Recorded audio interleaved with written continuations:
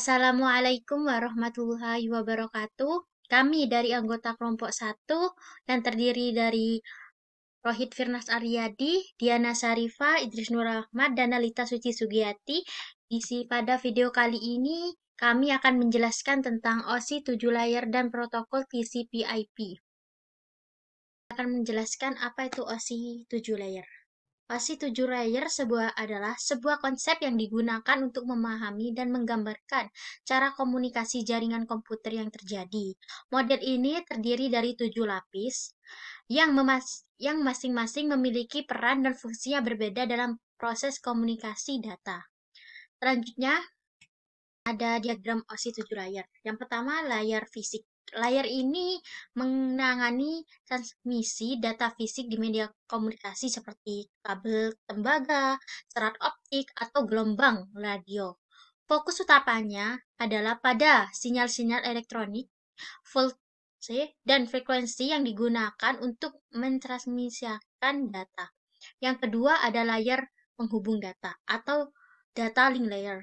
Layer ini bertanggung jawab atas pengirim frame data antara dua node yang berdekatan dalam jaringan, menangani kesalahan pada tingkat fisik dengan deteksi dan koreksi, serta mengatur akses ke media bersama, seperti pada jaringan LAN. Yang ketiga ada layer jaringan. Layer ini mengatur rute dan pengiriman paket data dari satu node ke node lain dalam jaringan, menangani masalah seperti routing, switching, dan pemecahan subnet.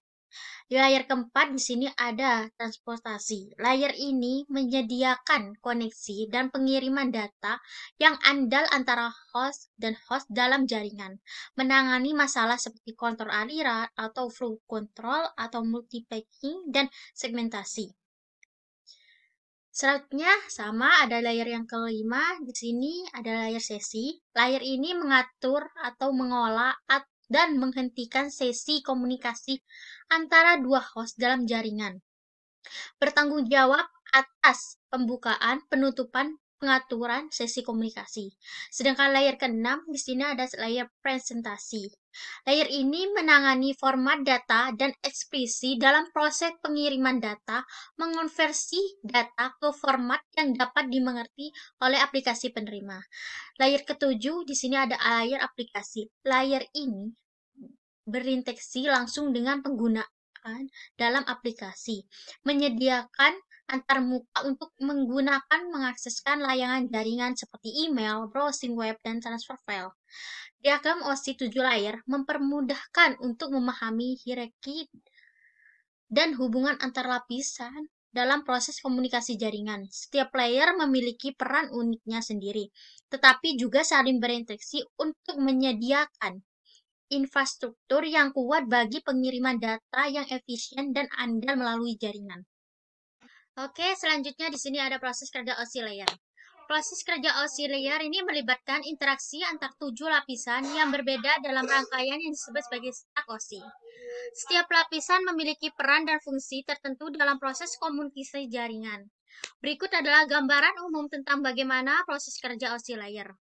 Di sini ada data packing, proses yang dimulai dengan aplikasi pengguna yang menghasilkan data yang akan dikirim melalui jaringan. Data ini diserahkan ke lapisan aplikasi. Selanjutnya di sini ada layer 7, di mana layer aplikasi lapisan aplikasi mengonversi data dari format aplikasi ke format yang dapat dimengerti oleh jaringan. Ini juga menyediakan antarmuka bagi pengguna untuk mengakses layanan jaringan seperti email, browsing web, dan transfer file. Oke, selanjutnya di sini ada proses kerja OSI layer. Yang pertama layer yang ke-6, di sini layer presensi. Lapisan presensi bertanggung jawab atas pengkodean, ekspresi, dan konversi data. Ini memastikan bahwa data dikirim dalam format yang sesuai dan dapat dimengerti oleh aplikasi yang penerima. Sedangkan layer ke-6 yang kelima di sini ada sesi. Lapisan sesi memulai mengolah dan menghentikan sesi komunikasi antar dua perangkat dalam jaringan. Ini menyediakan kontrol atas dialog dan sinkronisasi antar aplikasi yang berkomunikasi. Sedangkan layer keempat atau layer transportasi, lapisan ini menyediakan koneksi dan pengiriman data andal antar host dalam jaringan. Ini menangani masalah seperti kontrol aliran, multipathing, dan segmentasi. Sedangkan layar ketiga adalah layar jaringan. Lapisan jaringan mengatur rute dan pengiriman paket data dari satu node ke node lain dalam jaringan. Ini termasuk routing, switching, dan pemecahan subnet. Sedangkan layar kedua, di sini ada penghubung data. Lapisan menghubung data mentransfer frame data antar dua node yang terdekatan dalam jaringan. Ini mencakup kesalahan pada tingkat fisik dengan deteksi dan koleksi, serta mengatur akses ke media bersama. Yang ke layar pertama, di sini layar fisik.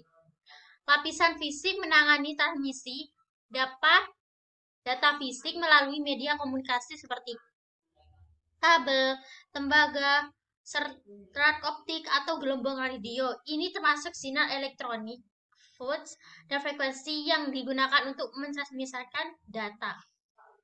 Selanjutnya, di sini bagaimana hubungan antar lapisan pada oscillator. Hubungan antar lapisan pada oscillator didasarkan pada konsep yang dikenal sebagai encapsulation atau pembungkusan. Setiap lapisan bekerja sama dengan lapisan di atasnya dan di bawahnya dalam rangkaian OSI untuk mentransfer data dari satu titik ke titik lain dalam jaringan. Berikut adalah penjelasan tentang hubungan antar lapisan. Layar pertama dan layar ke-6 dan layar ke-5. Lapisan aplikasi bertanggung jawab atas antarmuka penggunakan dan menyediakan layanan jaringan seperti email, browsing web, dan transfer file. Lapisan presentasi mengonversi data ke format yang dapat dimengerti oleh aplikasi penerima dan menangani ekspresi dan deskripsi. Lapisan sesi mengatur, mengolah, dan menghentikan sesi komunikasi antar dua host dalam jaringan. Sedangkan layar keempat atau layar transportasi dan layar ketiga atau layar jaringan adalah lapisan transportasi menyediakan koneksi dan pengiriman data yang andal antar host dalam jaringan. Ini mengatur segmen data dan memastikan pengiriman yang andal. Lapisan jaringan ini mengatur rute atau pengiriman paket data dari satu node ke node lain dalam jaringan. Ini mengatur alamat IP dan memutuskan rute terbaik untuk pengiriman data. Selanjutnya, hubungan antar lapisan pada oscillator dalam proses. Setiap lapisan menambahkan informasi tambahan ke data yang melewati stack OSI, membungkusnya dengan header atau kepala dan trailer ekor khusus untuk lapisan itu. Ketika data mencapai destinasi, proses ini direverse dan setiap lapisan menghapus informasi yang ditambahkan oleh lapisan yang sesuai. Ini memastikan bahwa data dapat dikirimkan dengan aman dan andal melalui jaringan dan bahwa perangkat penerima dapat memahami memprosesnya dengan benar. Protokol TCP/IP. Protokol TCP atau IP panjangan dari Transmission Control Protocol atau Internet Protocol adalah kumpulan standar yang memungkinkan komputer untuk berkomunikasi di jaringan internet dan merupakan fondasi dari internet modern. TCP/IP menyediakan panduan terperinci tentang bagaimana data di jaringan komputer dipindahkan dari satu titik ke titik lainnya. Pengertian dari TCP. Protokol TCP dan IP merupakan dua komponen utama dari suite protokol TCP/IP yang memungkinkan perangkat dalam jaringan komputer berkomunikasi. TCP atau Transmission Control Protocol adalah protokol berorientasi koneksi yang mengelola transfer data antar perangkat di jaringan. Ia bertanggung jawab untuk memastikan bahwa data yang dikirimkan tiba dengan aman, lengkap, dan dalam urutan yang tepat. TCP menyediakan layanan ini dengan menggunakan teknik seperti pembentukan koneksi yang andal, segmentasi, pengendalian kesalahan, pengendalian aliran atau flow control, pengiriman data yang terurut, pengendalian kemacetan atau congesting control, pengakhiran koneksi yang teratur, multiplexing menggunakan port, dan masih banyak lagi. Pengertian dari IP atau Internet Protocol adalah protokol yang mengatur pengiriman paket data dari satu titik ke titik lain dalam sebuah jaringan.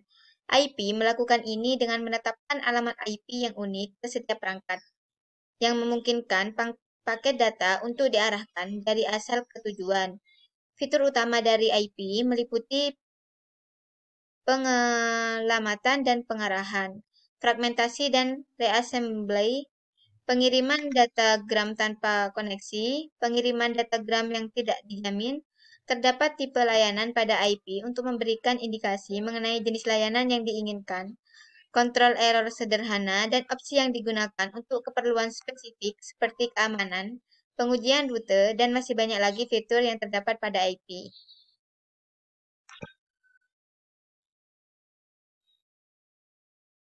Alasan protokol TCP/IP dijadikan protokol universal. Yang pertama, skalabilitas. Cocok untuk jaringan kecil hingga internet global. Yang kedua, standar terbuka. Didefinisikan oleh standar terbuka RFC. Yang ketiga, interoperabilitas. Kompatibel dengan berbagai perangkat dan sistem operasi. Yang keempat, penggunaan luas. Digunakan secara luas di industri dan pemerintahan. Yang kelima yaitu routability, memungkinkan pengiriman data melalui berbagai jalur. Selanjutnya, ketersediaan alat. Banyaknya alat dan sumber daya untuk pengembangan dan manajemen jaringan. Jenis-jenis protokol TCP atau IP. IP private adalah rentang alamat yang diperuntukkan untuk pengguna dalam jaringan lokal LAN pribadi. Ini tidak terhubung langsung ke internet. Beberapa rentang IP private yang umum digunakan termasuk 10.0, 10.0, 10.0 atau 8,172.16.0.0 atau 16 dan 192.168.0.0 atau 16. IP publik adalah alamat IP yang dialokasikan secara global dan dapat diakses dari internet. IP ini digunakan untuk perangkat yang terhubung langsung ke internet dan dapat diakses dari luar jaringan lokal. IP publik biasanya diberikan oleh penyedia internet ISP kepada perangkat atau router yang terhubung ke internet. IP statis adalah alamat IP yang tetap atau tidak berubah. Ini dialokasikan secara manual kepada perangkat dan sama dari waktu ke waktu. IP statis sering digunakan untuk server web, router, atau perangkat yang perlu diakses secara konsisten dari luar jaringan. Jenis-jenis protokol TCP atau IP. IP dinamis adalah alamat IP yang dialokasikan secara otomatis oleh server DHCP Dynamic Host Configuration Protocol. Saat perangkat terhubung ke jaringan, IP dinamis dapat berubah setiap kali perangkat terhubung ulang ke jaringan. Ini umumnya digunakan dalam lingkungan jaringan rumahan atau bisnis kecil untuk pengelolaan alamat IP dengan lebih efisien. IP khusus merujuk kepada alamat IP yang memiliki tujuan khusus dalam jaringan, seperti alamat loopback 172.0.0.1 yang digunakan untuk menguji konektivitas lokal dan alamat multicast yang digunakan untuk komunikasi antara banyak perangkat dalam satu grup. Kelas-kelas IP. Kelas-kelas IP adalah cara tradisional untuk mengelompokkan alamat IP ke dalam kelas berdasarkan pada rentang angka pertama dalam alamat tersebut. Namun, pengguna kelas-kelas IP telah usang dan tidak lagi relevan dalam pengaturan modern alamat IP. Dulu, alamat IP dibagi menjadi 5 kelas utama, yaitu kelas A, B, C, D, dan E. Namun, kelas D dan E jarang digunakan untuk alamat host dan lebih banyak digunakan untuk tujuan khusus. Kelas-kelas IP. Kelas A. Rentang angka pertama 1 sampai 126 digunakan untuk jaringan besar dengan banyak host, 8 bit untuk bagian jaringan, 24 bit untuk bagian host. Contoh 10.0.0.0 sampai 10.255.255.255. Kelas B, rentang angka pertama 128 sampai 191 digunakan untuk jaringan menengah, 16 bit untuk bagian jaringan, 16 bit untuk bagian host. Contoh 192.16.0.0 sampai 172.31.255.255.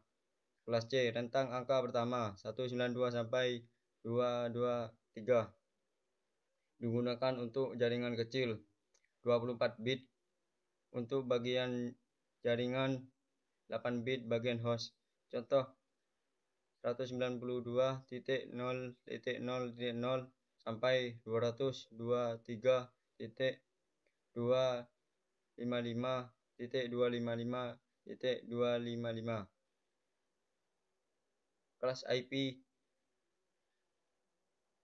Kelas D, rentang angka pertama 244 sampai 239 digunakan untuk multicast komunikasi atau komunikasi satu arah dari satu pengiriman ke banyak penerima.